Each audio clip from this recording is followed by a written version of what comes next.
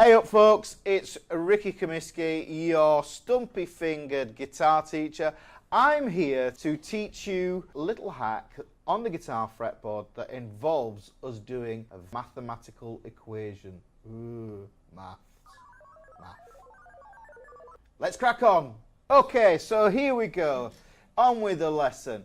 This is the problem. You want to play a chord, a scale, a lick or something in a different part of the fretboard because maybe you find it difficult. Maybe you want to change the sound of it. So this is the problem that you might have. We have more than one voice on the guitar, but the strings make a massive difference in the tone or the timbre that you get out of the strings. If I play fret 10 on the thick E string, which I know to be a D note, if I want that on some of the other strings so that I can recycle a lick, if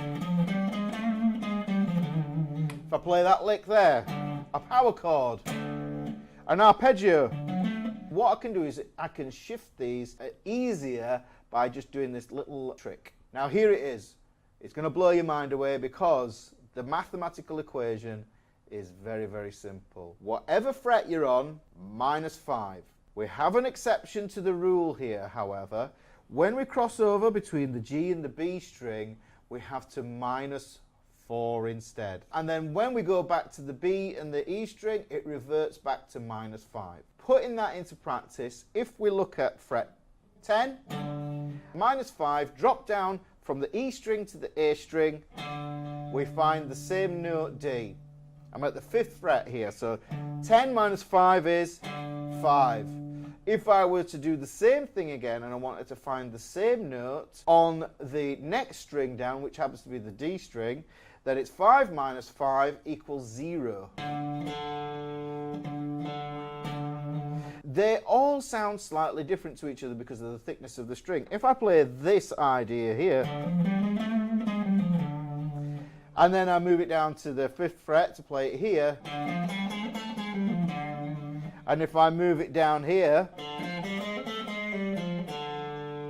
they all have a slightly different sound. So it makes sense to be able to use those different voicings on the guitar to help you to express yourself just a little bit better. Take another example. Let's look at the 11th fret, which is a sharp or a flat. And you know, you might not want to be thinking in sharps or flats because they confuse you. Let's do it as a mathematical equation. We're on 11 minus 5. So 11 minus 5 gives us 6. That gives us the note further down here. Do it again.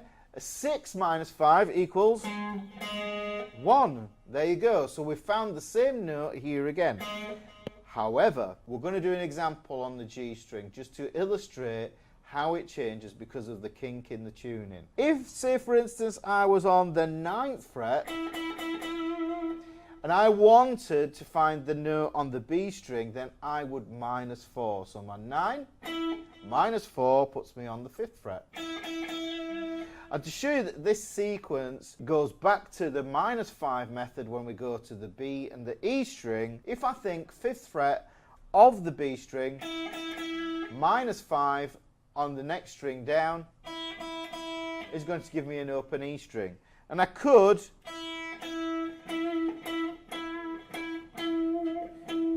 I haven't got 24 frets. You can use that method to find the notes on all the strings as well. The cool thing is if you tie this in with the caged octaves, if you learn all these various little tricks and methods, then you will be able to navigate the fretboard confidently and play the sounds that you want to play and not the sounds that undermine your confidence because you think, oh no, I'm getting it wrong again. You're only getting it wrong because you get lost on the fretboard. That's where most guitar players fail. But if you want to know the fretboard because you have a notion you want to play lead or jam with your friends, which is really good fun, then that's probably the best way around it. Anyhow, if you've enjoyed this video, please hit the subscribe button down there. Give me a ding-a-ling on the notification bell so you don't miss any of my live guitar classes. Guys, I want to say thank you for watching my video, and I really appreciate you taking the time to do so. If you have a question, please drop a comment below. I do my best to answer the comments, but in the meantime, I will say goodbye, as we do in Yorkshire, and I will say, sithe.